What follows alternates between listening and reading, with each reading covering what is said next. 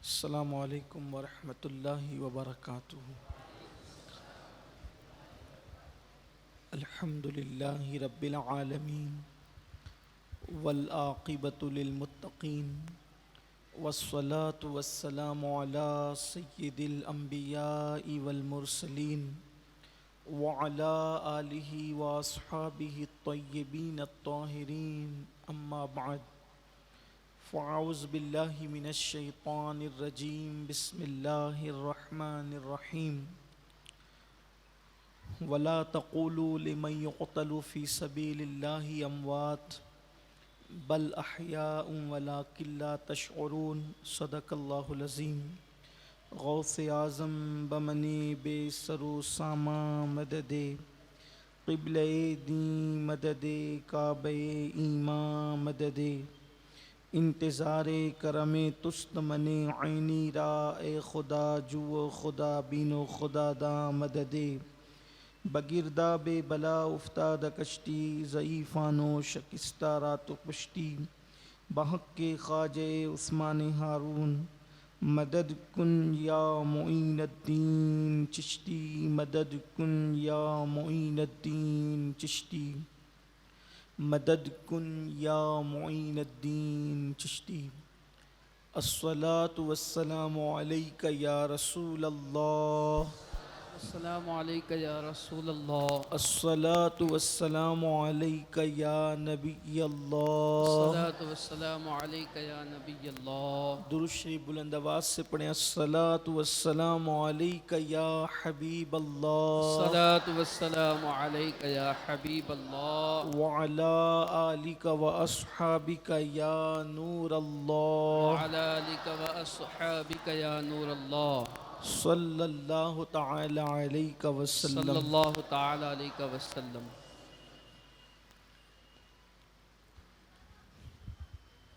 ایک سینے تک مشابہ ایک وہاں سے پاؤں تک، حسن سبتین ان کے جاموں میں ہے نیما نور کا، نور بنت نور، سبحان زوج اللہ، نور، ام نور، نور سبحان اللہ، سبحان نور مطلق کی کنیز اللہ رے لمعہ نور کا، سبحان اللہ، سبحان اللہ، تیری نسل پاک میں ہے بچہ بچہ نور کا، تو ہے عین نور، تیرا سب گھرانہ نور کا۔ سبحان اللہ، سبحان اللہ۔ آج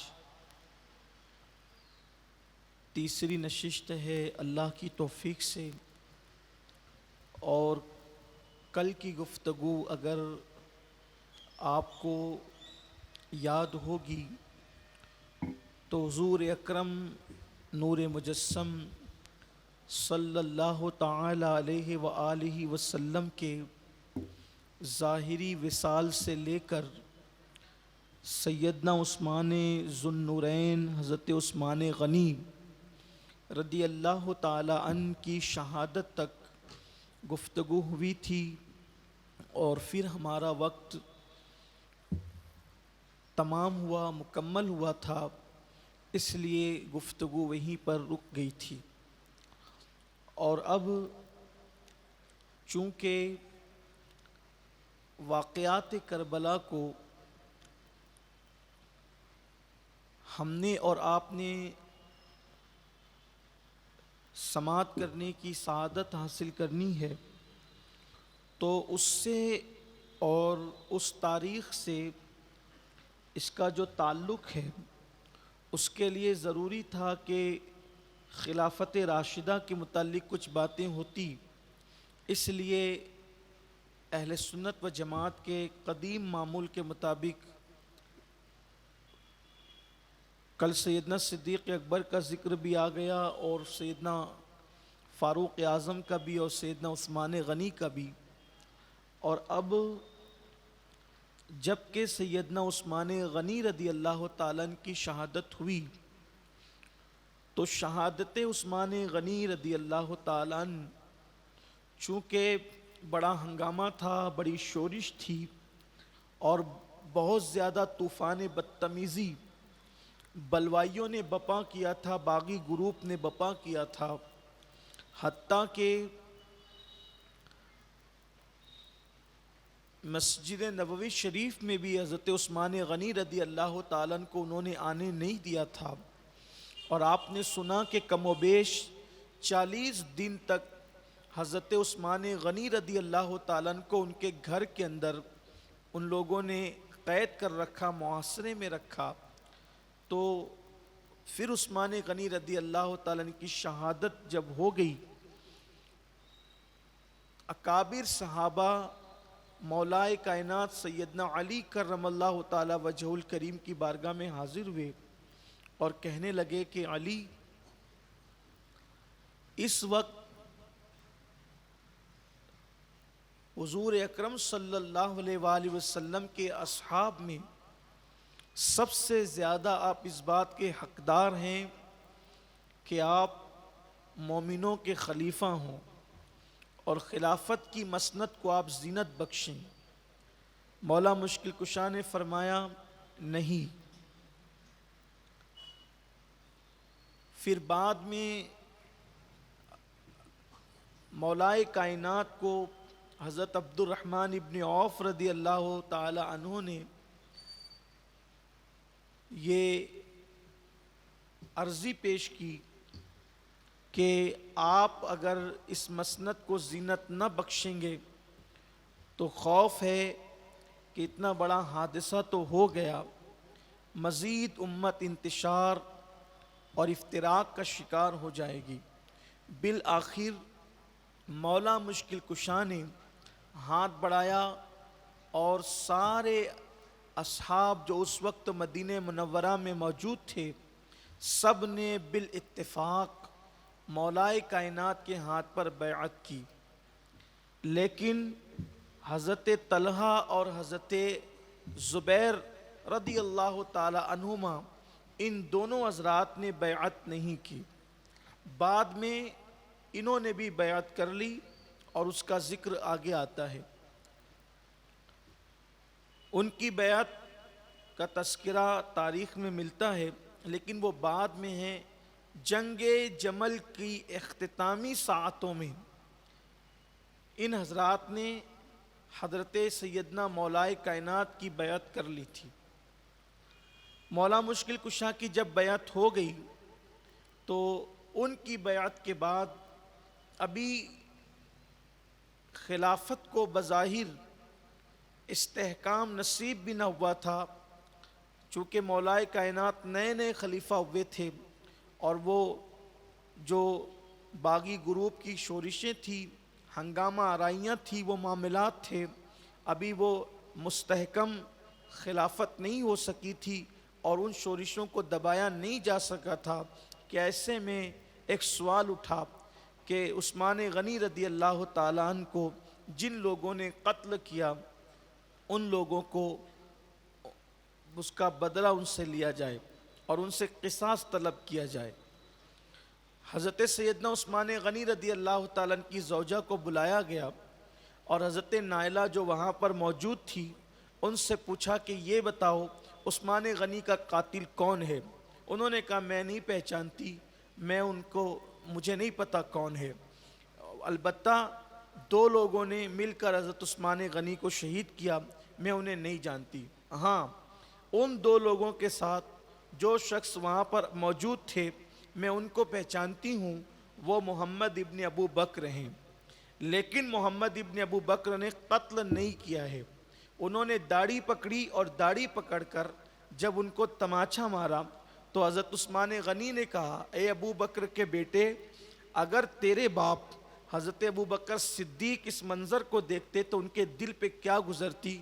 بس انہوں نے وہ معاملہ چھوڑ کر وہ دور ہو گئے اور وہ دور ہٹے، اور ان دونوں نے وہ جو دو موجود تھے یعنی وہ دو مصری، ان لوگوں نے حضرت عثمان غنی کو شہید کیا، لیکن چونکہ وہ مدینہ منورہ میں رہنے والی خاتون تھی ان اجنبی لوگوں کو انہوں نے نہیں پہچانا۔ حضرت محمد بن ابو بکر کو بلا کر پوچھا تو محمد بن ابو بکر نے کہا ہاں یہ صحیح کہتی ہے، مجھے آج تک اس کا احساس ہے کہ میں نے حضرت عثمان غنی کی داڑھی کیوں پکڑی تھی، اس میں میں اللہ کی بارگاہ میں توبہ کرتا ہوں اور نادم اور شرمندہ ہوں کہ میں نے حضرت عثمان غنی رضی اللہ تعالیٰ کے ساتھ ایسا کیا۔ لیکن چونکہ وہ قاتل نہیں تھے، امام جلال الدین سیوطی رحمۃ اللہ تعالی علیہ نے اس پر یہ بات فرمائی ہے اور یہ بات لکھی ہے کہ وہ قاتل نہیں تھے اور یہ معاملہ ہوا، اور اس پر تمام مورخین نے یہی بات بیان فرمائی ہے۔ جو لوگ قاتل تھے اس میں سے ایک اسود تھا، لیکن چونکہ حضرت نائلہ اس کو اس وقت نہیں پہچانتی تھی، تو یہ بات جب اٹھائی گئی کہ حضرت عثمان غنی کے قاتلوں سے بدلہ لیا جائے، تو مولائے کائنات یہی فرماتے تھے کہ قاتل کون ہے، اس کا ثبوت، کن لوگوں نے قتل کیا، ان کو نامزد کیا جائے۔ اور پھر اس پر جو ہے جنگ جمل ہوئی۔ جنگ جمل میں یقیناً حق مولائے کائنات کے ساتھ تھا، اس لیے کہ اللہ کے رسول صلی اللہ علیہ وآلہ وسلم کا فرمان ہے کہ اے اللہ حق کو ادھر کر دے جدھر علی ہو، العلی مع الحق الحق مع العلی، کہ حق جدھر علی جدھر جائیں ادھر ہی حق چلا جائے۔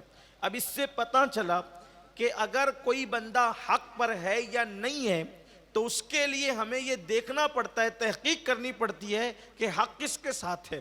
لیکن جب معاملہ مولا علی کا آتا ہے تو پھر یہ بات ہوتی ہے جدھر علی ہے ادھر ہی حق ہے۔ تو یہ حق مولائے، جتنی جنگیں ہوئی سب میں حق مولائے کائنات کے ساتھ اور مولائے کائنات حق کے ساتھ۔ لیکن سامنے سے جو ہستیاں تھی وہ بھی حضور اکرم صلی اللہ علیہ وآلہ وسلم کے اصحاب تھے، اور ان کا احترام بھی امت پر لازم اور واجب ہے۔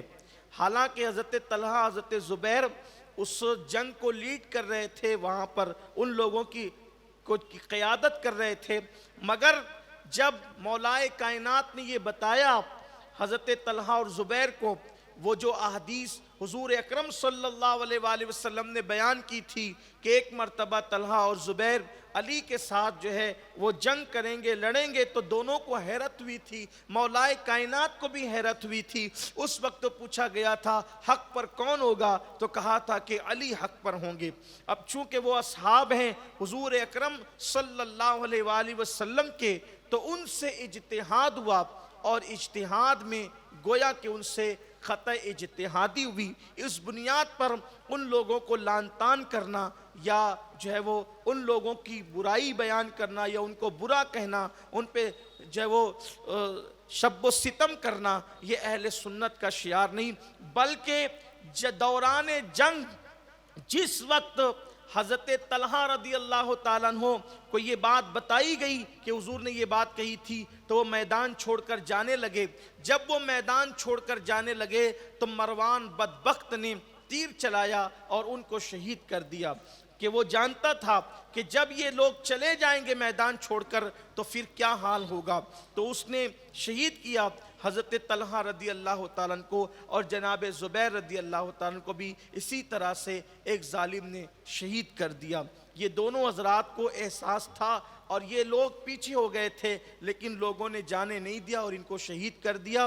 اس طرح سے ان اصحاب کی کوئی برائی بیان نہیں کی جا سکتی۔ حضور اکرم صلی اللہ علیہ وآلہ وسلم نے فرمایا کہ جب بھی تمہارے سامنے میرے صحابہ کا ذکر ہو تو ان صحابہ کا احترام کرو، تعظیم کرو، اور زبان کو بہت احتیاط دو۔ پھر اس کے بعد ایک اور جنگ ہوئی، جنگ صفین جسے کہا جاتا ہے، اور اس جنگ میں حضرت امیر معاویہ رضی اللہ تعالیٰ عنہ اور مولائے کائنات کے لشکر دونوں آمنے سامنے ہوئے۔ بڑی گھمسان کی وہ جنگ ہوئی۔ ان کا مطالبہ بھی یہی تھا کہ عثمان غنی رضی اللہ تعالیٰ کے قاتلوں کو سزا دی جائے۔ مولائے کائنات کا وہی جواب تھا جو اہل جمل کے لیے تھا، لیکن بعد میں ایک بہت بڑی جنگ ہوئی اور ہزاروں کی تعداد میں اس میں لوگ شہید ہوئے، اور پھر اس کے بعد جو ہے یہ ہوا کہ بیچ میں حکم کا معاملہ آیا، اور جب حکم کا معاملہ آیا تو جو مولائے کائنات کے ساتھ تھے وہ لوگ ان میں سے کچھ لوگ الگ ہو گئے، اور انہوں نے کہا کہ ان الحکم الا للہ، کہ حکم تو صرف اللہ کا ہے۔ اگر کسی کو حکم بنائیں گے تو گویا کہ قرآن کے خلاف ہے، اور کسی کو حکم بنانا معاذ اللہ کفر ہے۔ اور ان ظالموں نے مولائے کائنات کو ہی کافر کہنا شروع کیا۔ اس کو خوارج کا گروہ کہتے ہیں۔ مولا مشکل کشا نے ان کو بھی طے کیا، ان کو بھی ختم کیا۔ وہ جنگ نہروان تھی۔ اس طرح مولائے کائنات کے دور میں یہ 3 جنگیں خاص طور پر ہے، لیکن نہروان والے جو خارجی ہیں ہم ان کا کوئی دفاع نہیں کرتے اور ان کی کوئی تائید و حمایت نہیں کرتے۔ ان بدبختوں نے مولائے کائنات کو کافر کہا اور مولائے کائنات کی توہین کی۔ حضور اکرم صلی اللہ علیہ وآلہ وسلم نے ان خارجیوں کی برائی بیان فرمائی، ان کی نشانی بیان فرمائی، ان کو جو ہے وہ شر البریہ فرمایا کہ کائنات کے بدترین لوگ ہیں وہ لوگ، اور ان کی نشانی بیان کی کہ وہ کثرت کے ساتھ ہلاک کریں گے، یعنی کہ سر کثرت سے منڈائیں گے، اور ان کا حال یہ ہوگا کہ وہ کثرت سے عبادتیں کریں گے۔ آقا کریم صلی اللہ علیہ وآلہ وسلم نے ارشاد فرمایا کہ وہ قرآن پڑھیں گے مگر قرآن ان کے حلق کے نیچے نہیں اترے گا۔ صحابہ سے فرمایا ان کی نمازوں کو دیکھ کر تم اپنی نمازوں کو حقیر سمجھو گے، ان کی تلاوت کو دیکھ کر تم اپنی تلاوت کو حقیر سمجھو گے، ان کی عبادتوں کو دیکھ کر تم اپنی عبادتوں کو حقیر سمجھو گے، اور وہ لوگ دین میں ایسا غلو کریں گے کہ جتنا سنت کے مطابق وہ لباس پہننا ہے، نیچے کی ازار پہننا ہے، اس سے بہت زیادہ اونچا وہ پاجامہ پہنیں گے۔ حضور اکرم صلی اللہ علیہ وآلہ وسلم نے خوارج کی نشانی بیان فرمائی اور پھر جو ہے ارشاد فرمایا کہ جو ان لوگوں کے ساتھ قتال کرے گا اس کے لیے حضور اکرم صلی اللہ علیہ وسلم نے فرمایا وہ وقت کے بہترین لوگ ہوں گے، اور پھر ان کا جو لیڈر ہوگا، جو ان کو لیڈ کرے گا، اس کے لیے میرے آقا نے فرمایا کہ اس کا ہاتھ عورت کے پستان کی طرح ہوگا۔ حضرت سیدنا عبداللہ ابن عباس رضی اللہ تعالیٰ کی قیادت میں حضرت مولائے کائنات نے لشکر بھیجا، اور جب ان کو قتل کیا گیا تو مولائے کائنات نے پوچھا کہ وہ شخص ملا جس کا ہاتھ عورت کے پستان کی طرح تھا، تو لوگوں نے کہا نہیں نظر آیا، تو مولا مشکل کشا نے ڈھونڈا، بالآخر وہ شخص نظر آیا، اور مولائے کائنات نے فرمایا اللہ سچا ہے اور اللہ کا رسول سچا ہے۔ پھر اس کے بعد خوارج کے گروہ کے کچھ لوگ بچ گئے تھے، ان میں سے ان لوگوں نے دیکھا کہ پوری خارجی جماعت کو مولائے کائنات نے ختم کر دیا ہے، چند بچ گئے ہیں، حالانکہ کچھ لوگ ان میں سے توبہ بھی کر چکے تھے اور توبہ کر کے مولائے کائنات کی طرف واپس پلٹ کر بھی آ گئے تھے، لیکن وہ چند جو بچے تھے ان میں سے 3 لوگ جو ہے مکۃ المکرمہ میں کعبۃ اللہ شریف کا غلاف پکڑ کر قسم کھاتے ہیں کہ وہ معاذ اللہ اسلام کی 3 ہستیوں کو شہید کریں گے، ایک مولائے کائنات، دوسرے حضرت امیر معاویہ، اور تیسرے حضرت عمرو ابن عاص رضی اللہ تعالی عنہم۔ یہ ان تینوں کے لیے جو ہے انہوں نے قتل کا، شہادت کا پلان بنایا، اور انہوں نے کہا ہم قتل کریں گے کیونکہ ان تینوں کی وجہ سے جو ہے معاذ اللہ جنگیں ہو رہی ہے۔ اور اس کے بعد وہ تینوں اپنی مہم پر روانہ ہوئے، لیکن جب روانہ ہوئے تو جس نے حضرت امیر معاویہ پر وار کرنا تھا تو اس نے وار تو کیا، لیکن وہ وار جو ہے بہت ہلکا سا ان کو لگا اور وہ بچ گئے، اور حضرت عمرو ابن عاص کو جو شہید کرنے کے لیے گیا تھا تو اس دن اتفاق سے نماز فجر میں حضرت عمرو ابن عاص رضی اللہ تعالیٰ مسجد ہی میں نہیں آئے، اللہ کو منظور تھا اور اس طرح وہ بھی بچ گئے۔ لیکن عبد الرحمن ابن ملجم، یہ بدبخت، ازلی بدبخت اور انتہائی منحوس اور غلیظ انسان، یہ شخص نے اپنے ذمے پر لیا تھا کہ وہ مولائے کائنات کو شہید کرے گا۔ اس نے زہر میں خنجر بجھایا، اور زہر میں خنجر بجھا کر وہ کوفہ آیا، اور کوفہ آنے کے بعد جب وہ کوفہ پہنچا تو کوفہ پہنچ کر اس بدبخت نے جو ہے وہ دیکھا کہ ایک عورت کے گانے کی آواز آ رہی ہے، خوبصورت آواز ہے گانے کی۔ جب وہ اس آواز کی طرف بڑھا تو دیکھا کہ آواز سے زیادہ خوبصورت عورت کا چہرہ ہے، تو اس عورت کو کے متعلق اس نے کہا کہ میں تیرے ساتھ نکاح کرنا چاہتا ہوں۔ اس عورت کا تعلق بھی خارجیت سے تھا۔ اس بدبخت نے کہا کہ میں تیرے ساتھ نکاح تو کر لوں گی، لیکن میں جو ہے وہ جو مہر کی شرط رکھوں گی شاید وہ مہر ادا کرنا تیرے بس میں نہیں ہے۔ اور اس عورت نے جس کا نام قطام تھا، اس بدبخت کو نے جب کہا کہ تو میرا مہر ادا نہیں کر سکے گا، تو اس نے تیخ میں آ کر کے کہا کہ میں قسم کھاتا ہوں تو جو مہر کہے گی ادا کروں گا۔ اور پھر اس نے کہا کہ 3000 درہم کے علاوہ میرا مہر جو ہے وہ علی کا قتل ہوگا۔ اور معاذ اللہ علی پاک کی شہادت ہوگی، تو چونکہ یہ اسی مقصد کے لیے آیا تھا، اس کو تو ایسا لگا کہ جس مقصد کے تحت میں آیا ہوں وہی بات یہ کر رہی ہے، اس نے اس کو منظور کر لیا، اور منظور کرنے کے بعد 17 رمضان المبارک تھی، رمضان المبارک کی 17 تاریخ تھی، جمعۃ المبارکہ کا دن تھا، مولا مشکل کشا مولائے کائنات کی عادت کریمہ تھی کہ آپ جب نماز فجر کے لیے جاتے تو آواز لگاتے جاتے الصلاۃ الصلاۃ الصلاۃ، نماز نماز، یعنی آپ کی عادت کریمہ تھی کہ آپ جو ہے نماز کی طرف دعوت دیتے ہوئے فجر میں لوگوں کو جگاتے ہوئے جاتے۔ اس سے یہاں یہ بات آپ کو بتا دوں، علی والوں، اہل بیت سے محبت کرنے والوں، صحابہ کرام کا احترام کرنے والوں، خود بھی فجر میں اٹھو اور نماز فجر میں لوگوں کو اٹھایا کرو۔ یہ ہمارے بزرگوں کا طریقہ ہے، یہ ہمارے اسلاف کا طریقہ ہے۔ اور یہ بات بھی آپ کو بتا دوں، یہ جو گانے، میوزک آج ہم جس میں اپنا پورا وقت برباد کرتے ہیں اور پورا وقت ضائع کرتے ہیں، سوچو کہ اللہ اکبر، یہ عبد الرحمن ابن ملجم جیسا بدبخت، یہ شقی، یہ شخص جس نے ایک عورت کے مہر کے متعلق یہ جو بات طے کی تھی، آخر اس عورت تک لے جانے والی جو چیز تھی وہ گانا ہی تھا۔ اس لیے گانے سے بھی توبہ کرو اور میوزک سے بھی توبہ کرو، اور اپنی زندگی کو ایک با مقصد زندگی بناؤ۔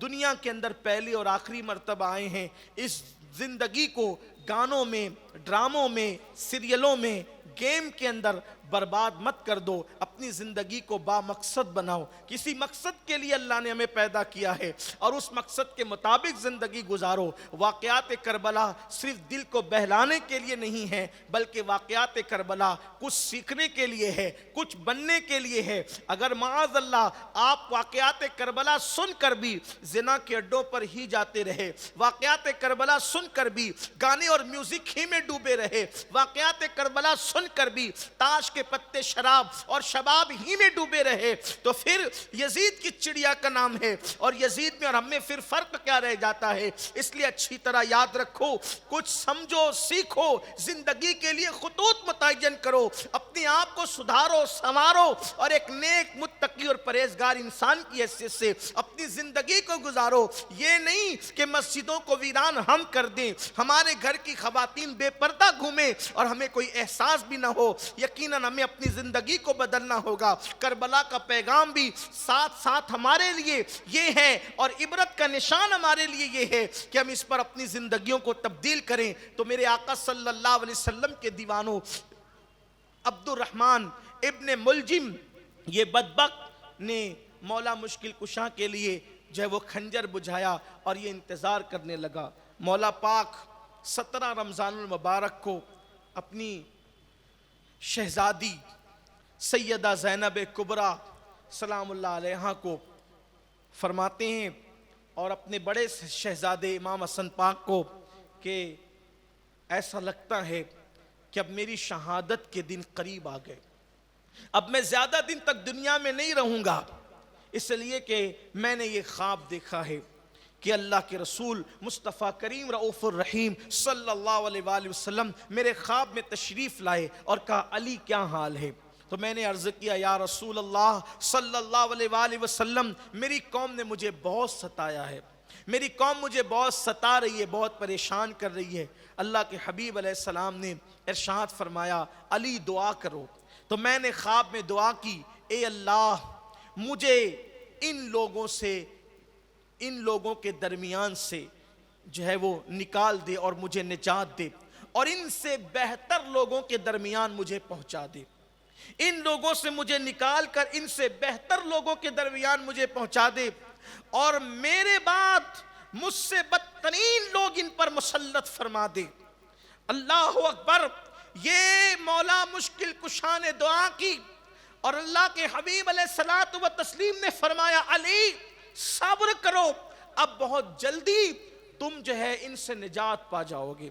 یہ بات ہو رہی تھی، اور امام حسن پاک کی آنکھوں میں آنسو، سیدہ زینب پاک کی آنکھوں میں آنسو، امام حسین پاک کی آنکھوں میں آنسو۔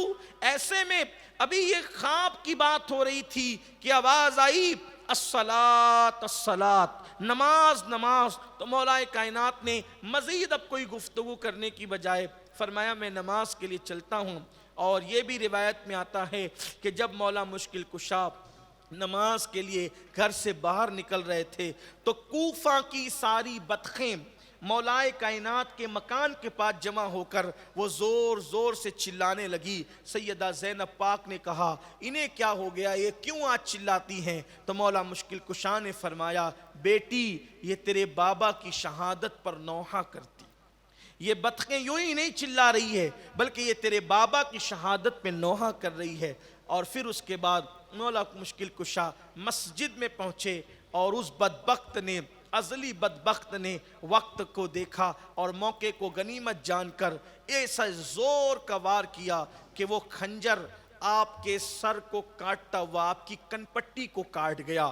اور پھر چونکہ مسجد میں نماز کا وقت تھا، لوگ موجود تھے، رمضان المبارک میں تو اس غفلت کے دور میں بھی مسجد بھری ہوتی ہے، وہ دور تو بہرحال مولا کائنات کی خلافت کا دور تھا، لوگ مسجد میں موجود تھے۔ جیسے ہی لوگوں نے دیکھا اس کو پکڑا بھی اور مولا مشکل کشا کو سہارا دیا اور پھر آپ کو گھر لایا گیا۔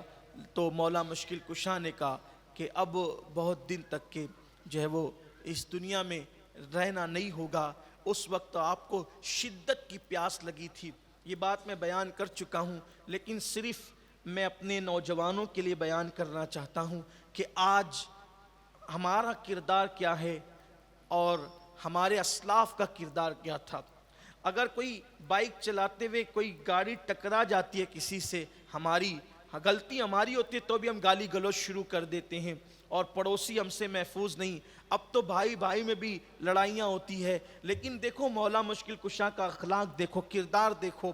آپ نے کہا مجھے پیاس شدت کی لگ رہی ہے تو کہا گیا کہ پانی اس وقت نقصان پہنچائے گا تو شربت پلا دیا جائے۔ تو آپ کو جیسے شربت پیش کیا گیا تو وہ ابن ملجم کھڑا تھا، اس کو لوگ پکڑے ہوئے تھے اس انتظار میں کہ اگر آپ کی شہادت ہو جائے تو پھر اس کے بارے میں جو حکم ہو وہ کیا جائے، اور اگر آپ کو صحت مل جائے تو پھر آپ خود فیصلہ فرمائیں گے۔ تو ایسے میں جب شربت آیا، ٹھنڈا ٹھنڈا شربت، تو اس وقت ابن ملجم نے کہا کہ مجھے بھی پیاس لگ رہی ہے۔ مولا پاک نے فرمایا ایک کام کرو، ہاتھ میں لے کر کٹورا پینا چاہتے تھے، اس نے کہا مجھے بھی پیاس لگ رہی ہے، فرمایا پہلے اسے پلا دو بعد میں مجھے پلانا۔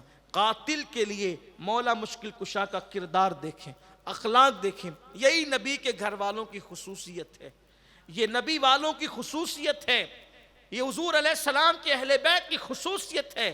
قاتل سے کون محبت کرتا ہے؟ قاتل سے تو سب نفرت کرتے ہیں، لیکن مولا مشکل کشا کرم اللہ تعالی وجہہ الکریم نے فرمایا پہلے اسے، یہ نہیں کہ میں بھی پی لوں یہ بھی پی لے، اپنے ہاتھ کا شربت اس کو دیا، پہلے اسے پلاؤ، قاتل کو پہلے پلاؤ۔ ڈھونڈیے چراغ لے کر نہیں، سورج لے کر تلاش کیجئے کہ حضور علیہ السلام کے تربیت یافتہ کے علاوہ، حضور علیہ السلام کے جانشینوں کے علاوہ اور کس کا ایسا اخلاق ہے اور کس کا ایسا کردار ہے، یہ شان ہے۔ لیکن اس بدبخت کی قسمت میں علی کے ہاتھ سے مس کیا وہ شربت نہیں تھا، اس نے پینے سے انکار کر دیا۔ اور پھر 2 دن کے بعد یا 3 دن کے بعد مولا کائنات کرم اللہ تعالی وجہہ الکریم جو ہے وہ آپ کی شہادت ہو گئی، اور وہ 21ویں شب تھی، رمضان شریف کی 21ویں تاریخ شروع ہو چکی تھی، اور مولا کائنات نے جام شہادت نوش فرمایا۔ آپ کی نماز جنازہ حضرت سیدنا امام حسن مجتبی علی جدی علیہ السلام نے پڑھایا، اور اس کے بعد آپ کو خارجیوں کے خوف سے خاموشی کے ساتھ رات کی تاریکی میں کوفہ کے باہر ایک جنگل میں لے جا کر کے دفن کر دیا گیا اور مٹی برابر کر دی گئی۔ جیسے عام طور پہ قبر بنائی جاتی ہے اونٹ کے کوہان کی طرح جو تھوڑی سی اونچی کر دی جاتی ہے پہچان کے لیے، ایسا کچھ نہیں کیا گیا، بلکہ وہ مٹی برابر کر دی گئی، مٹی برابر کر دی گئی، اور کسی کو بتایا نہیں گیا اس خوف سے کہ کہیں خارجیوں کو معلوم ہو تو یہ جسد پاک کی بے حرمتی نہ کرے۔ صرف خاندان والوں کو پتا تھا اور کسی کو نہیں پتا تھا، اور خاندان کے لوگ وہاں آتے جاتے تھے، ایک نشان ان کا تھا۔ پھر بہت دنوں تک وہ سلسلہ جاری رہا، خاندان میں بات منتقل ہوتی رہی اور کسی کو نہیں بتایا گیا۔ بالآخر جب ہارون رشید کا دور آیا تو حضرت امام موسیٰ کاظم رضی اللہ تعالی عنہ نے، وہ وہاں حاضری دیا کرتے تھے جب وہاں موجود ہوتے، تو ہارون رشید کے دور میں بتایا جاتا ہے کہ ہارون رشید شکار کرتے ہوئے وہاں پہنچا تو دیکھا کہ مشک کی خوشبو آتی ہے، اور ہرن دوڑتے ہوئے جب آگے بڑھا اس سے ڈر کر اور اس احاطے میں پہنچا، اس جنگل کے احاطے میں، تو ہرن نے ڈرنا چھوڑ دیا اور ہارون نے شکار کی طرف سے اس کا دل روٹھ گیا، یعنی اس کے دل میں اب شکار کا شوق نہ رہا۔ اور وہاں ایک بزرگ بیٹھے ہوئے تھے تو پوچھا کہ بابا آخر کیا خصوصیت ہے اس جنگل کی کہ شکاری سے شکار ڈرتا نہیں اور شکاری شکار کرتا نہیں؟ اس بزرگ نے فرمایا کہ یہاں پر مولا علی کا مزار موجود ہے، اس مزار کی برکت سے اس جنگل کا یہ ماحول ہے۔ تو کہا کہ وہ مزار آپ بتا سکتے ہیں؟ تو کہا بتائیں گے، لیکن 100 اونٹ کی قربانی دینی ہوگی۔ بالآخر ہارون نے وعدہ کیا تو انہوں نے وہ مزار بتایا۔ تو کہا لوگ مجھ سے پوچھیں گے کہ یہ مزار بتایا کس نے؟ تو میں تو آپ کو جانتا نہیں، آپ کا نام نہیں جانتا، تو آپ کون ہے؟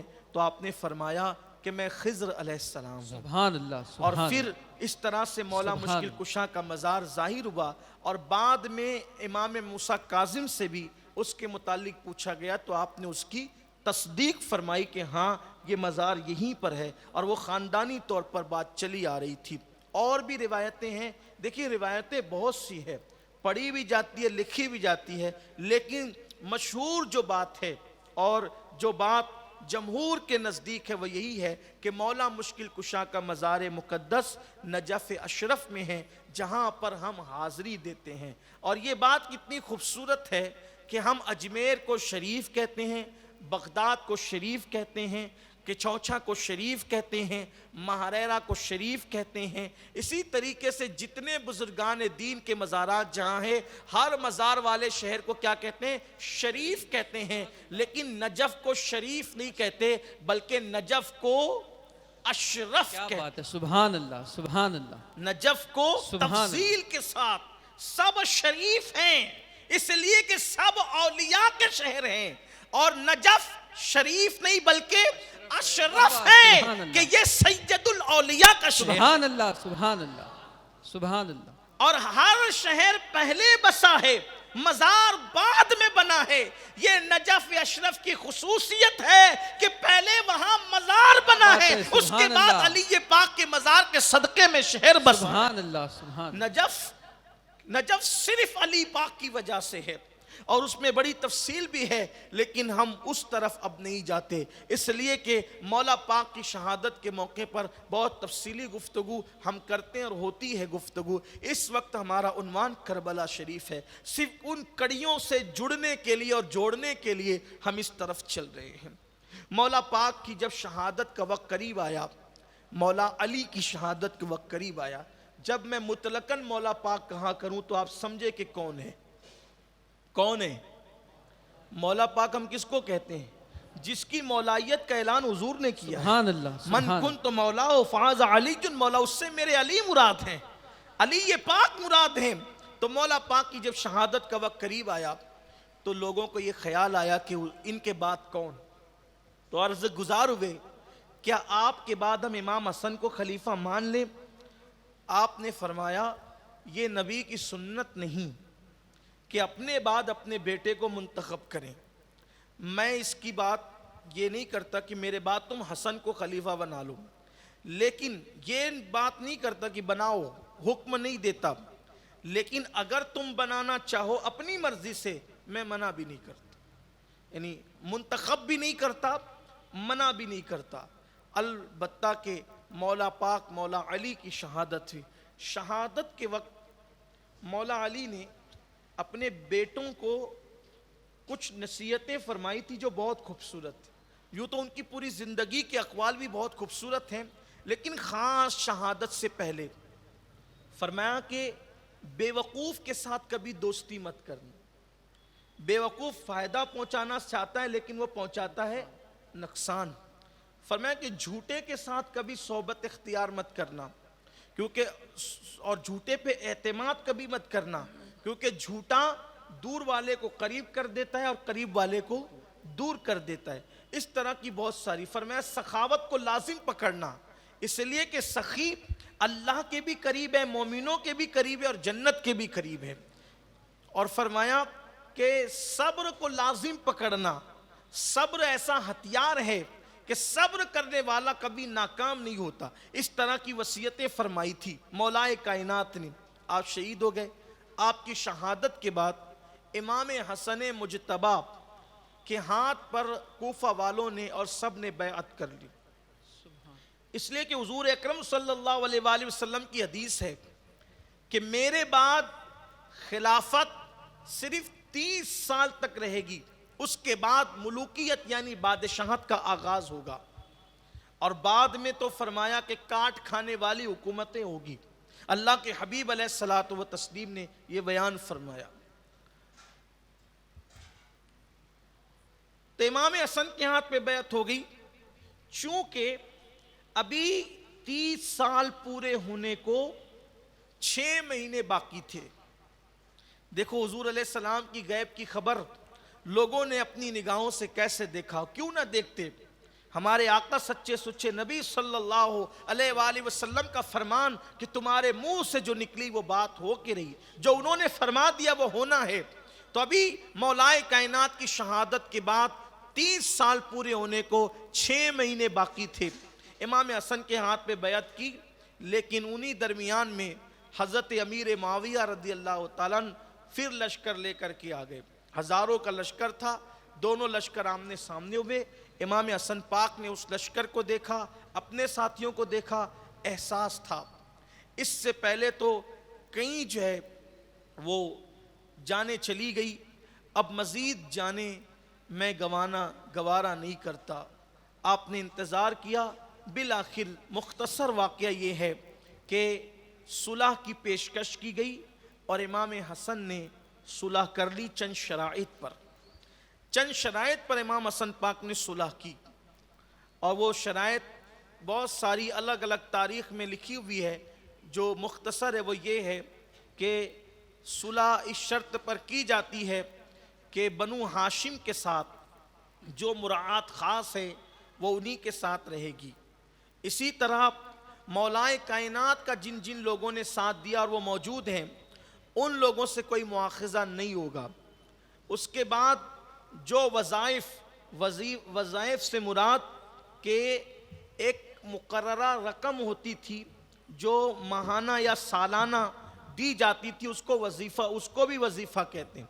ہم جو وظیفہ جو عبادت تسبیح پڑھتے ہیں اس کو ہی وظیفہ کہتے ہیں، لیکن اس کو بھی وظیفہ کہا جاتا ہے.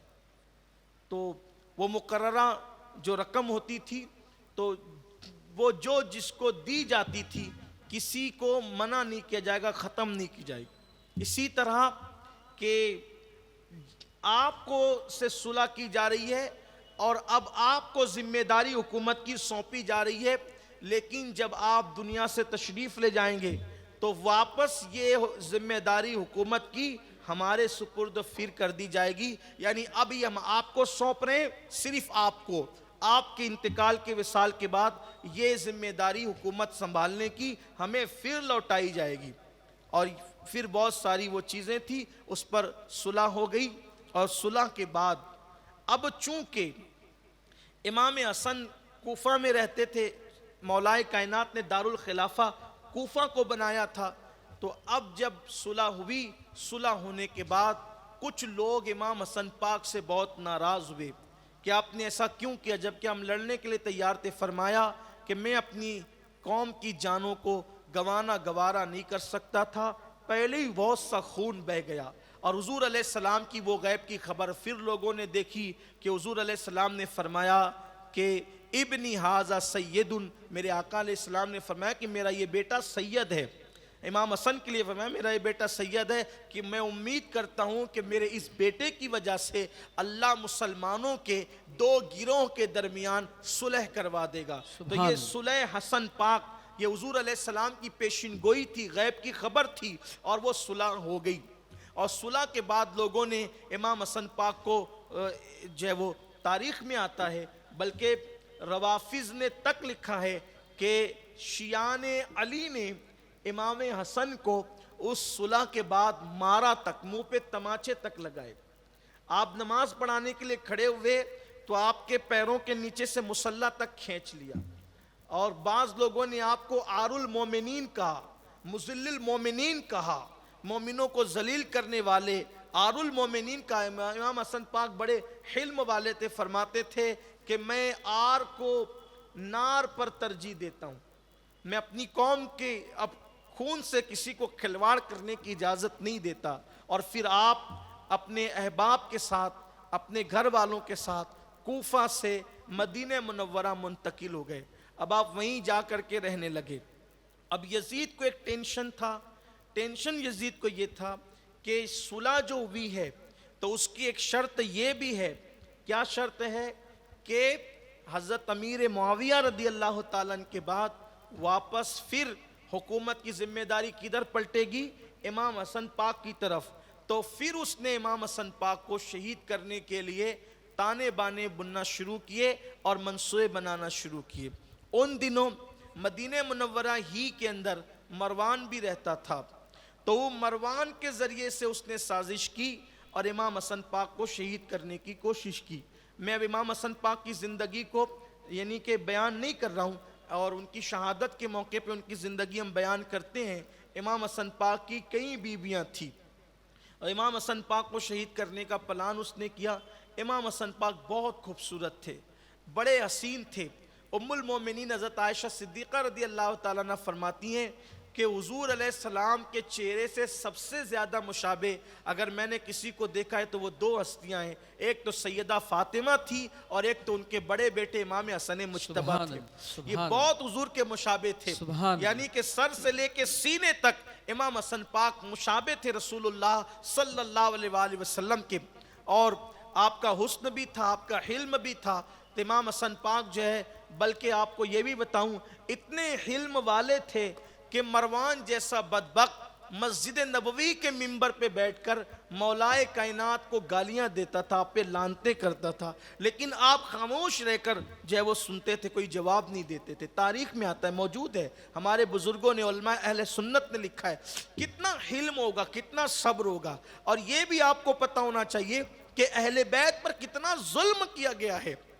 ایک بیٹا اپنے باپ، اور وہ بھی علی جیسا مولائے کائنات جیسا باپ، جس کو حضور اکرم صلی اللہ علیہ وآلہ وسلم نے اپنا بھائی کا انت اخی فی الدنیا والآخرہ، جو باب مدینۃ العلم ہیں، اللہ اکبر، شان والی ہستی، مولائے کائنات کی فضیلت کیا بیان کی جائے. لیکن مروان جیسا بدبخت گستاخیاں کرتا، بے باکیاں کرتا، مگر آپ صبر سے کام لیتے. بالآخر امام حسن پاک کو شہید کرنے کا منصوبہ وہاں سے بنا، شام سے، اور وہاں سے گویا کہ نفرتوں کا تیر چلا، اور وہ تیر بالآخر شبیہ پیمبر، تصویر مصطفیٰ امام حسن پاک کو شہید کر گیا. شہادت کی تاریخ یہ بیان کی جاتی ہے کہ امام حسن مجتبیٰ کو 4 یا 5 مرتبہ زہر دیا گیا. پہلی مرتبہ زہر کھجوروں میں دیا گیا، کھجوروں میں زہر دیا گیا، پھر شہد میں زہر دیا گیا، کبھی کھانے میں زہر دیا گیا، کبھی شربت میں زہر دیا گیا. اس طرح زہر دیا جاتا رہا. لیکن ہر مرتبہ یہ ہوتا کہ جب آپ کو زہر دیا جاتا تو رات کو آپ تڑپتے، بے چین ہوتے، اور صبح کو بارگاہ رسالت میں نانا جان صلی اللہ علیہ وسلم کی بارگاہ میں جاتے، دعا کرتے، اور وہ زہر کا اثر ختم ہو جاتا. جب 3 یا 4 مرتبہ کا زہر اس کا اثر ختم ہو گیا تو 4 یا 5ویں مرتبہ زہر کس طرح دیا گیا کہ ہیرے کو پیس کر آپ کے مشکیزے میں ڈال دیا گیا. ہیرا پیس کر آپ کے مشکیزے میں ڈال دیا گیا. اور رات کو آپ کو پانی پینے کی حاجت ہوئی تو آپ نے وہ پانی جب پیا تو وہ ہیرے کی کنی جو تھی وہ آپ کے حلق کے اندر اتر گئی، حلق کو کاٹتے ہوئے آنتوں کو کاٹ گئی، اور اب تو گھر سے نکلنے کی بھی گنجائش باقی نہ رہی۔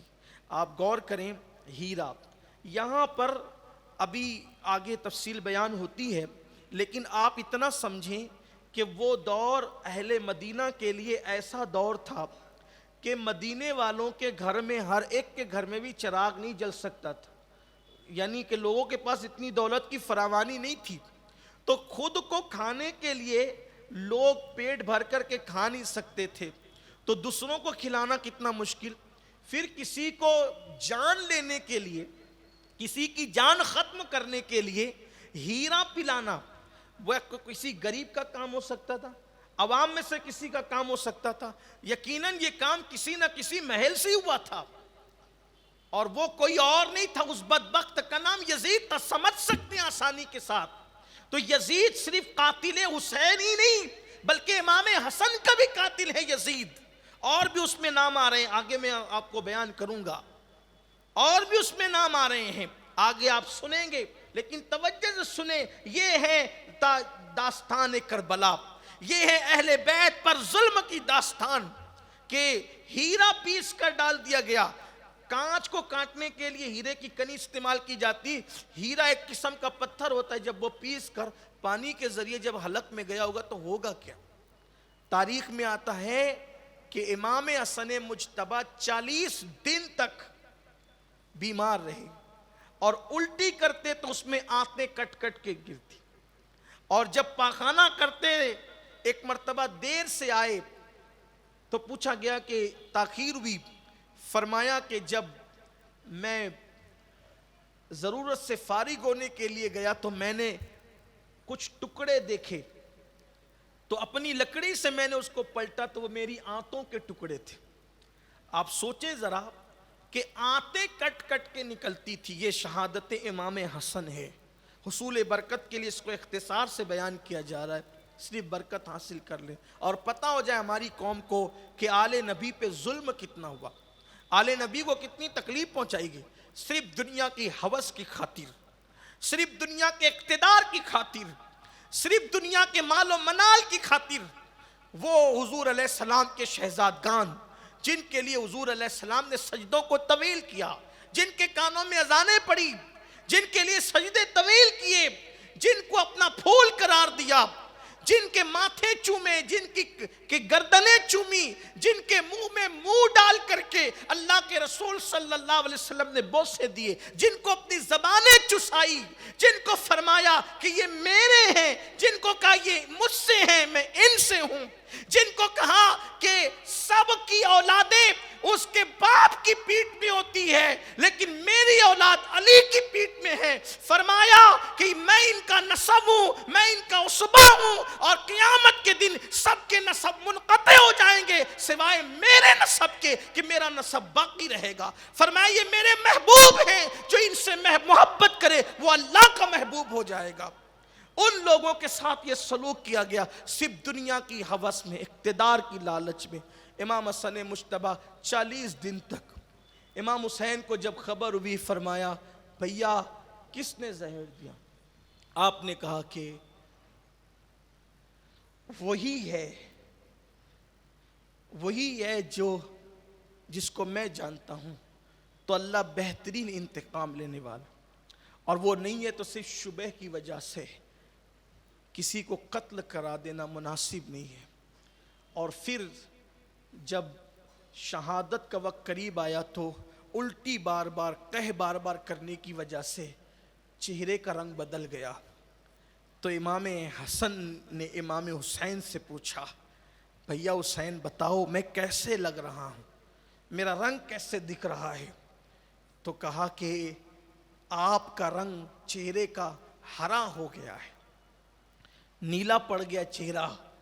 کہنے لگے یاد ہے معراج کی وہ حدیث جو نانا نے معراج سے آ کر بیان کی تھی کہ میں نے جنت میں 2 محل دیکھے، ایک سرخ تھا اور ایک ہرا تھا، تو میں نے جبریل سے پوچھا یہ سرخ اور ہرا کس کے لیے ہے؟ تو کہا یہ حسنین کے لیے ہے، ہرا حسن کا ہے اور سرخ لال حسین کا ہے۔ تو نانا نے کہا تھا جب میرا بیٹا حسن شہید ہوگا تو اس کا چہرہ زہر کی وجہ سے ہرا ہو جائے گا، اور جب میرا بیٹا حسین شہید ہوگا تو خون کی وجہ سے اس کا چہرہ سرخ ہو جائے۔ دیکھو نانا کی غیب کی خبر اپنی آنکھوں سے دیکھو۔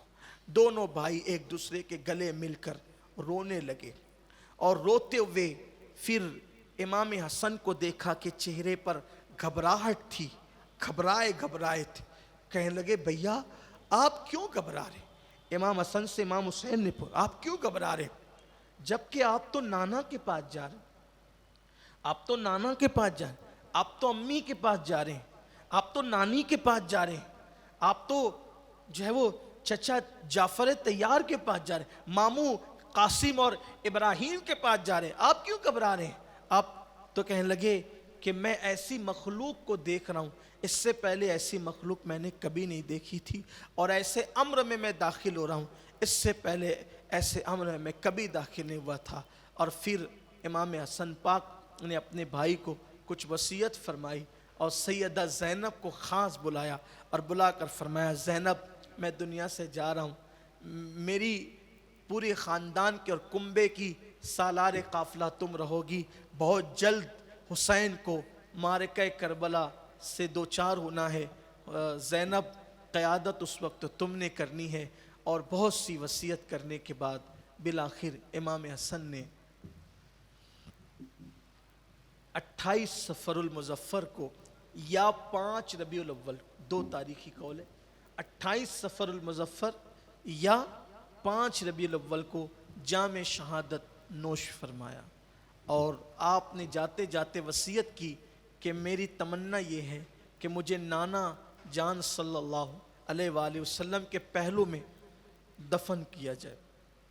اجازت لے لینا، اماں عائشہ صدیقہ سے اجازت لی گئی تو آپ نے فرمایا ان سے بڑھ کر کون حقدار ہو سکتا ہے ان کے نانا جان کے پہلو میں دفن ہونے کا، میں اجازت دیتی ہوں، لیکن ساتھ ہی امام حسن پاک نے یہ بھی فرمایا مجھے نانا کے پہلو میں دفن کرنا یہ میری تمنا ہے، لیکن اگر کوئی چیز آڑے آ جائے، مجھے لگتا ہے کہ مروان شاید اس میں رکاوٹیں پیدا کرے گا، اگر وہ رکاوٹ پیدا کرے لڑنا جھگڑنا نہیں، پھر مجھے امی کے قدموں میں مسلمانوں کے قبرستان میں دفن کر دینا۔ امام حسن پاک کی شہادت ہوئی، اور شہادت کے بعد جب جنازہ لے کر کے چلے تو وہیں دفن کرنا چاہتے تھے جہاں حضور علیہ السلام کا مزار ہے، لیکن مروان نے جو ہے وہ دفن ہونے نہیں دیا۔ بالآخر لڑائی کی نوبت آئی تو بیچ میں جو ہے وہ سمجھایا گیا، اور پھر جنت البقیع میں امام حسن پاک کو ان کی والدہ کے قدموں میں دفن کیا گیا۔ سیدنا ابو ہریرہ رضی اللہ تعالیٰ فرماتے ہیں کہ جس دن امام حسن کی شہادت ہوئی پورے مدینے میں کوہرام مچ گیا، اور جنازے میں اتنا ہجوم تھا کہ اس سے پہلے اتنا ہجوم بہت کم دیکھا گیا۔ جنت البقیع میں اتنی بھیڑ تھی کہ اگر سوئی بھی پھینکی جاتی تو ایسا لگتا کہ شاید سوئی جو ہے زمین پہ نہیں گرے گی، کسی نہ کسی کے سر پہ گرے گی۔ اور جس وقت امام حسن کو قبر میں رکھا جا رہا تھا تو حضرت ابو ہریرہ رو کر کہتے تھے لوگو آج رو لو، تصویر مصطفیٰ ہماری نگاہوں کے سامنے سے اوجھل ہوئی جاتی، اور اس کو دفن کر دو آج جس کو میں نے اپنی آنکھوں سے نبی کے کندھوں پہ دیکھا۔ حضرت ابو ہریرہ خوب روتے تھے، کوئی آنکھ ایسی نہ تھی جس آنکھ سے آنسو نہ بہتے ہو، سب روتے تھے، اپنے بیگانے سب روتے تھے۔ اور پھر امام حسن رضی اللہ تعالیٰ عنہ کی شہادت کے بعد اب ایک عظیم مرحلہ تھا، اب اس کا ذکر شروع ہوتا ہے۔ پہلے یہ بات اب میں بیان کر دوں صرف ایک مقدمے کے طور پر، پھر فیصلہ آپ کر لیں۔ زہر کس نے دیا؟ امام حسن کو زہر دینے والا کون تھا؟ تو اس سلسلے میں مختلف اقوال ہیں۔ میں اپنی کوئی رائے یا اپنا موقف کوئی پیش کرنے کی بجائے میں یہ چاہتا ہوں کہ آپ لوگ خود فیصلہ کریں۔ زہر دینے کے متعلق بات یہ ہے کہ امام حسن کی ایک بیوی تھی جس کا نام تھا جعدہ بنت اشعث، اس عورت کا نام تھا۔ اس نے امام حسن مجتبیٰ کو زہر دیا۔ یہ صرف بیان کر رہا ہوں، کوئی میرا موقف میں ابھی پیش نہیں کر رہا ہوں، آپ خود فیصلہ کریں گے بات۔ اس نے زہر دیا۔ اب اس زہر کی داستان آگے بڑھانے سے پہلے ایک بات بتا دوں، اس کا بھائی تھا محمد ابن اشعث، امام مسلم کو گرفتار کرانے والا اسی کا بھائی تھا محمد بن اشعث۔ تیسری چیز، اس کا باپ تھا اشعث، اس کا باپ تھا اشعث۔ جس وقت عبد الرحمن ابن ملجم کوفہ گیا مولا علی کو شہید کرنے کے لیے، تو جس صبح کو 17 رمضان کو ابن ملجم نے مولا علی پر حملہ کیا، وہ پوری رات کوفہ میں، چونکہ ابن ملجم کا گھر تو نہیں تھا کوفہ میں، تو وہ پوری رات جس کے گھر رہا وہ اشعث تھا، اشعث کندی کہتے ہیں اس کو، وہ تھا، اس کے گھر میں قیام رہا، یعنی جعدہ کے باپ کے گھر میں رات بھر قیام رہا ابن ملجم کا۔ اور جب صبح ہونے لگی تو اس کے باپ نے اٹھا کر کہا اٹھ جلدی اور اپنے شکار کی طرف جا اور اپنے مقصد کو پا لے۔ تو گویا کہ ابن ملجم کے ساتھ اگر کوئی اس قتل میں شریک تھا تو جعدہ کا باپ، امام مسلم کی شہادت میں ابن اشعث اس کے بھائی کا ہاتھ۔ اب امام حسن، تو یہ جو جعدہ تھی، تاریخی روایات پڑھ کر کے مورخین کی آرا سے ایسا لگتا ہے کہ یہ امام حسن کے نکاح میں اس لیے نہیں آئی تھی کہ اس کو آپ کی بیوی بننا تھا یا اس کو محبت تھا یا پیار تھا، نہیں، ایسا نہیں تھا، بلکہ جو بیویاں تھیں وہ تو سب کے سب وفا شیار تھی، وہ تو سب کے سب محبت کرنے والی تھی، وہ تو سب کے سب پیار کرنے والی تھی۔ جو بیویاں بننے کے لیے آئی تھی وہ تو جان سے زیادہ پیار کرتی تھی، لیکن شاید یہ اس لیے آئی تھی، بدبخت عورت اس لیے آئی تھی کہ وہ امام حسن پاک کو زہر دے اور اپنے مقصد میں کامیابی حاصل کرے۔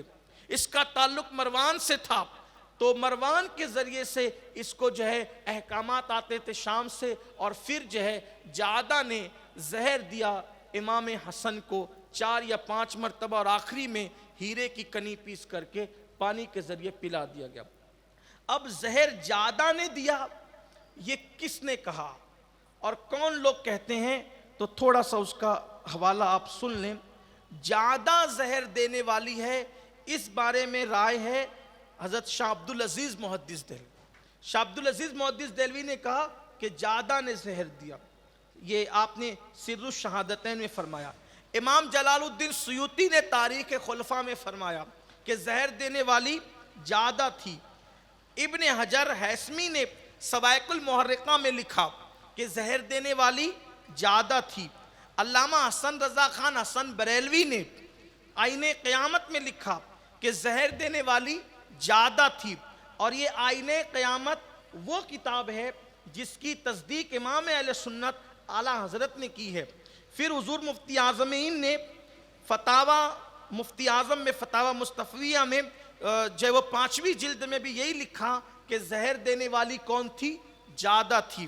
یعنی شاہ عبدالعزیز، امام جلال الدین سیوطی، امام ابن حجر، علامہ حسن بریلوی، حضور مفتی اعظم، اس طرح کے بہت سارے بڑے بڑے بزرگوں نے لکھا کہ زہر دینے والی ذات کس کی تھی؟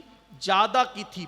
لیکن بعض لوگوں نے اس کا رد بھی کیا، حضرت علامہ سید محمد نعیم الدین مراد آبادی، اور پھر اس کے بعد جو ہے وہ بعض مورخین نے کہا کہ جب امام حسن نے کسی کو نامزد نہیں کیا تو ہم جو ہے وہ کسی کو نامزد کیوں کریں اور کسی پہ لان تان کیوں کریں۔ اور زہر دینے والوں، یعنی کہ زہر دینے والے میں جعدہ تھی، یہ کس نے کہا اس کا میں نے آپ کے سامنے ذکر کر دیا۔ اب میں اپنی کوئی رائے آپ کے سامنے پیش کروں، اس سے بہتر ہے کہ آپ خود فیصلہ کریں کہ دینے والے جعدہ تھی، اس پر آرا کس کس کی ہے، اور جنہوں نے منع کیا مورخین میں نے وہ بھی آپ کے سامنے پیش کر دیا۔ جعدہ نے زہر دیا، اور پھر اس کے بعد جو ہے یہ خاتون اس نظر نہیں آتی. اور اتفاق کی بات یہ ہے کہ زیادہ سے امام حسن کو کوئی اولاد بھی نہیں ہے. حالانکہ امام حسن پاک کی جتنی بیویاں ہیں ان تمام بیویوں میں جو ہے وہ اکثر بیویوں کو بلکہ تمام بیویوں کو جو ہے اولاد ہوئی ہے امام حسن پاک سے. لیکن یہ ایک خاتون ہے زیادہ جس کے ذریعے سے امام حسن پاک کو کوئی اولاد نہیں ہے.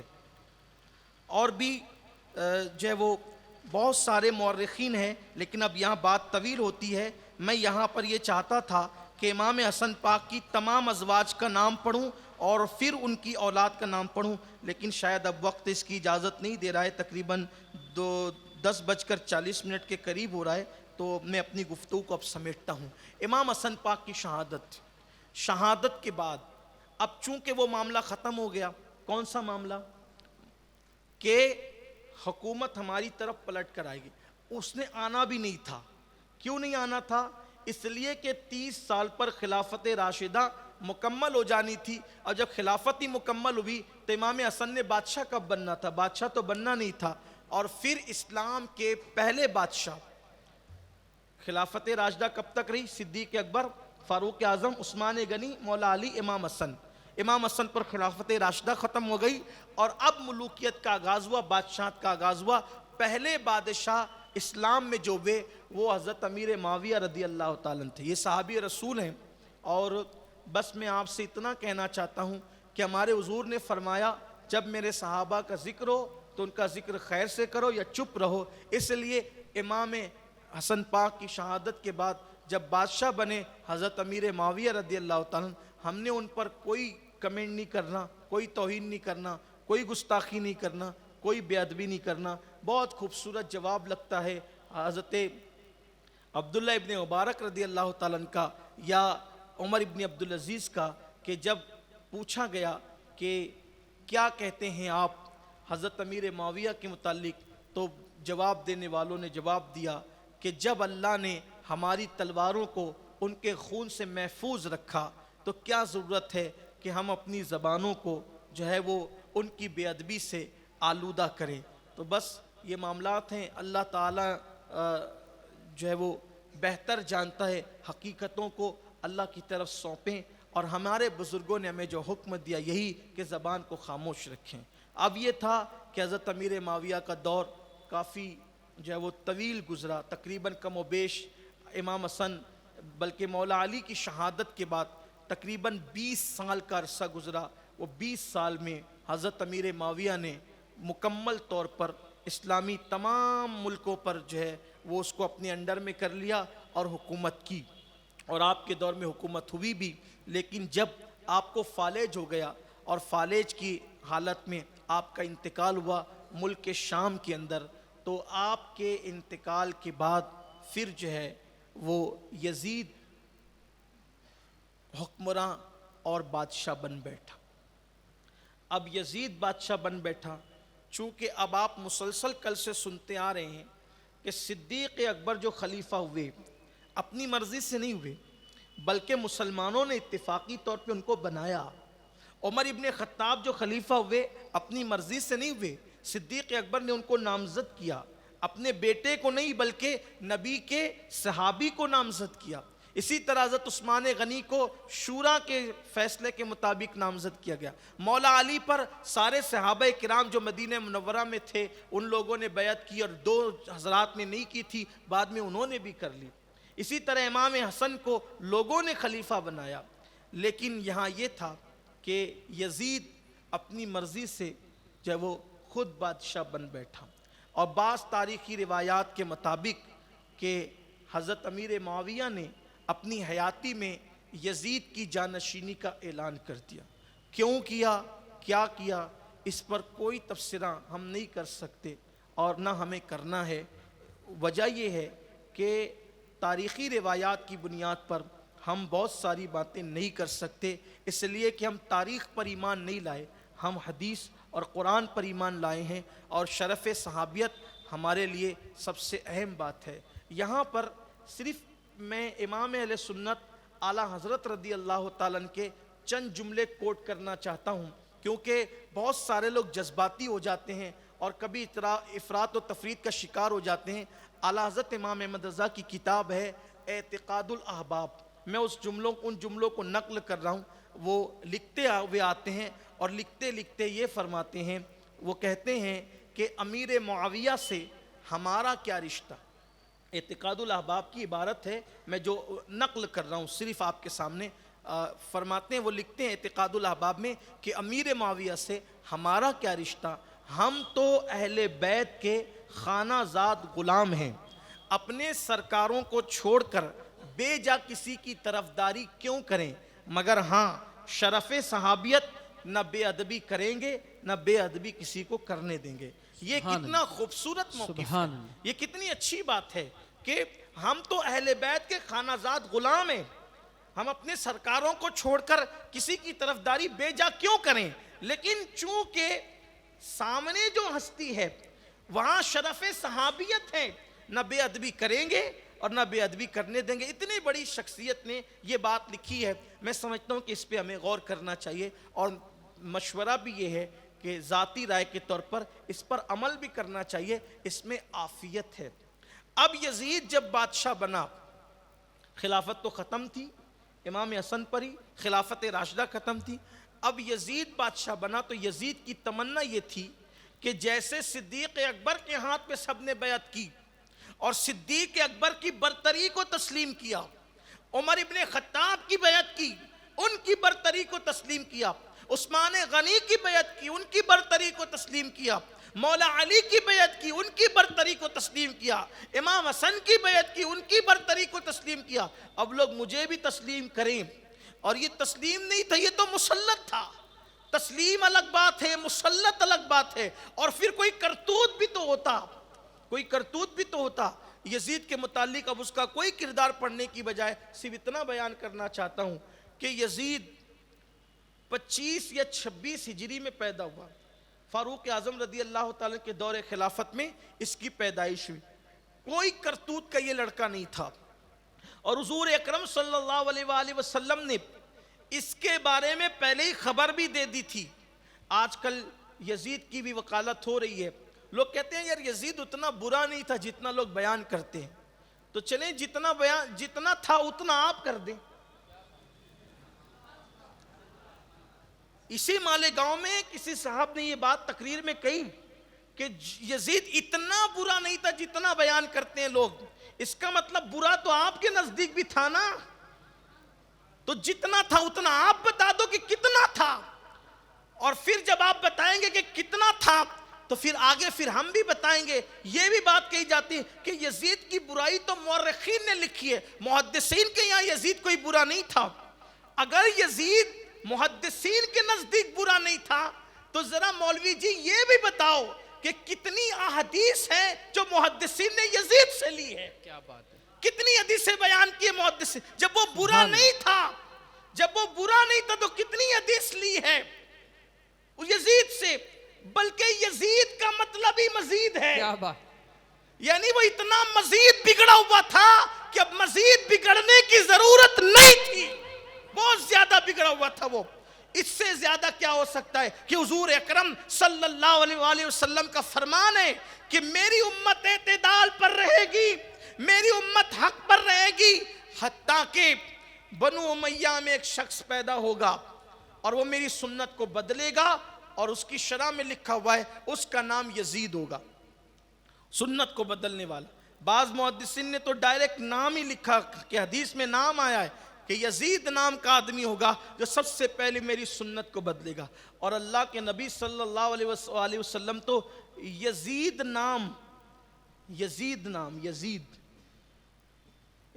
نام کا ایک گدھا حضور کی بارگاہ میں پیش کیا گیا، تحفہ۔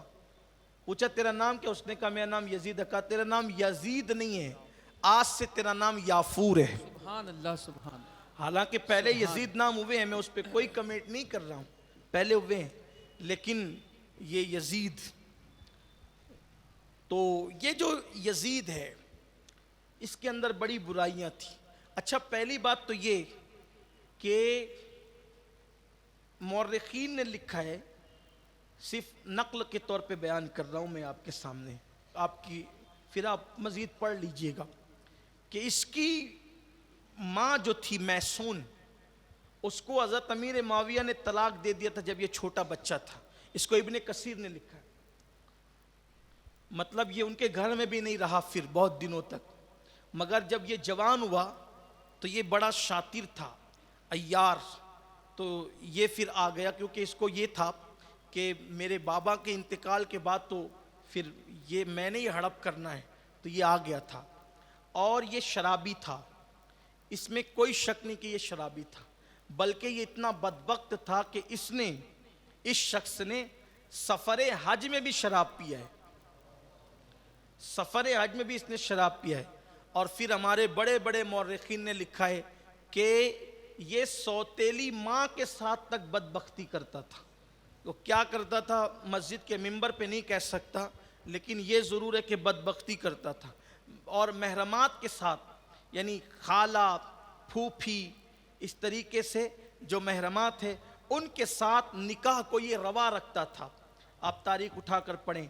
اتنا بدبخت تھا، بنو ہاشم سے اس کو اتنی دشمنی تھی کہ جس وقت کٹے ہوئے سر شہداء کے آئے تو اس نے کہا تھا کہ اگر آج میرے باپ دادے یہ منظر دیکھتے تو وہ خوش ہوتے کہ میں نے بدر و احد کا بدلہ لے لیا. بدر و احد کا بدلہ لے لیا. اس کے اشعار ہیں، اس نے اشعار پڑھے تھے اور یہ تاریخ میں موجود ہے، تاریخ کے اندر یہ اشعار موجود ہے. تو بدر و احد کا بدلہ اس نے لیا کس سے؟ آپ ذرا غور کریں. بدر و احد کا بدلہ لیا کس سے؟ بدر و احد میں ایک طرف کون تھے؟ حضور علیہ السلام اور ان کے کلمہ پڑھنے والے تھے، اور دوسری طرف کون تھے؟ عتبہ، شیبہ. یہ جو تھے یہ یزید کے رشتہ دار تھے، عتبہ، شیبہ. تو یہ ان کے بدلے کی بات کر رہا ہے کہ میں نے بدلہ لے لیا. یعنی کافروں کا بدلہ کس سے لیا؟ نبی کے نواسوں سے. آپ بتائیں کیا ہے؟ اس بدبخت نے تو یہ بھی کہا کہ بنو ہاشم پر کوئی وحی نہیں آئی، بلکہ انہوں نے حکومت کے لیے معاذ اللہ اور اقتدار کے لیے جو ہے یہ قضیہ گڑا ہے. یہ بات، اس طرح کی بہت ساری باتیں اس بدبخت نے کی. امام عالی مقام نے بیعت اس لیے نہیں کی. اگر آپ بیعت کر لیتے، اسلام دشمن طاقتیں آج ہم سے کہہ سکتی تھی کہ تمہارے یہاں تو وہ بھی خلیفہ ہو سکتا ہے جس نے شراب پی ہے، جو زنا کرتا تھا، جو بندر نچاتا تھا، جو آوارگی کرتا تھا. دیکھیے امام علی مقام کی بیعت نہ کرنے سے اتنا تو ہوا کہ یزید کا چہرہ بے نقاب ہوا. اور لوگ کہتے ہیں کہ بعض صحابہ نے بھی تو بیعت کی تھی. جن صحابہ نے بیعت کی تھی یا جن صحابہ کا بیعت کرنا ثابت ہے، ان لوگوں نے اس لیے بیعت کی تھی جیسے جان بچانے کے لیے مردار اتنی مقدار میں، جتنی مقدار میں جان بچ سکتی ہے وہ کھایا جا سکتا ہے. تو جان بچانے کے لیے جو مردار کھایا جا سکتا ہے جان بچانے کے لیے، تو اس کا یہ مطلب تو نہیں کہ سب کے لیے مردار حلال ہو جائے گا. جان بچانے کے لیے اتنی اجازت ہے. تو صحابہ نے جنہوں نے بیعت کی تھی وہ جانتے تھے یہ بدبخت ہیں، یہ بے مروت ہیں، یہ بدنصیب ہیں، اور اگر یہ بات کریں گے تو جان ہاتھ سے جانی ہے. انہوں نے جان بچا لی تھی. لیکن امام علی مقام نے رخصت پر نہیں بلکہ عزیمت پر عمل کیا کہ جان جاتی ہے چلی جائے مگر یزید کا چہرہ بے نقاب ہو جائے. تو جن نیک بندوں نے یزید کی بیعت کی تھی ہم ان پر کوئی لعن طعن نہیں کرتے، کیونکہ انہوں نے رخصت پر عمل کیا تھا، جان بچائی تھی. وہ جانتے تھے کہ یہ شرارت کریں گے، ان کی شرارتوں سے واقف تھے.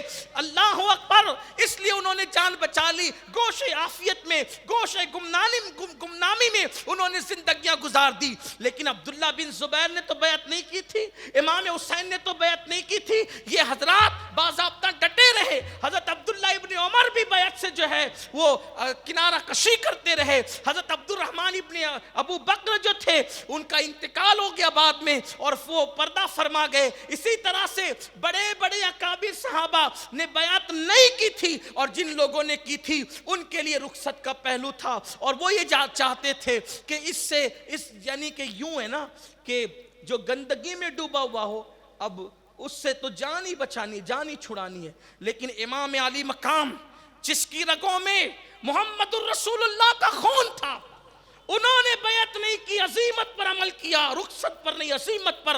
اہل رخصت کو کوئی لان تان نہیں ہے، لیکن یاد رکھنا جب کوئی آئیڈیل بنتا ہے آئیڈیل، اہل رخصت آئیڈیل نہیں بنتے، اہل عزیمت آئیڈیل بنتے ہیں۔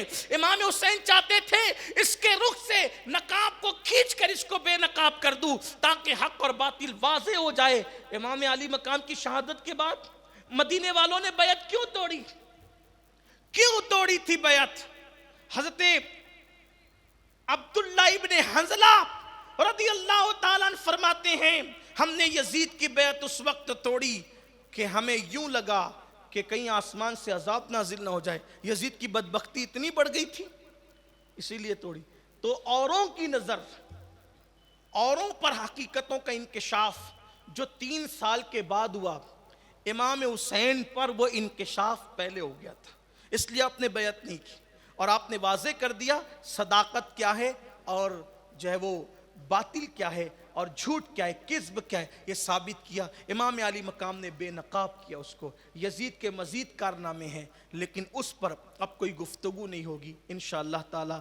کل سے ہماری گفتگو اب امام علی مقام پر ہوگی۔ آپ نے بیعت نہیں کی، اور کیوں بیعت نہیں کی آپ سن چکے کہ اس کا کردار ایسا نہیں تھا۔ اتنا سمجھ لیں بیعت کرنے کا مطلب یہ تھا کہ یزید کو امام ماننا، اپنا یزید کو اپنا امام ماننا، اور وہ بھی امامت کون سی؟ امامت صغرا نہیں، امامت کبرا۔ امامت صغرا نہیں، یہ امامت کبرا ہے، جو خلیفہ بنتا ہے، امیر بنتا ہے۔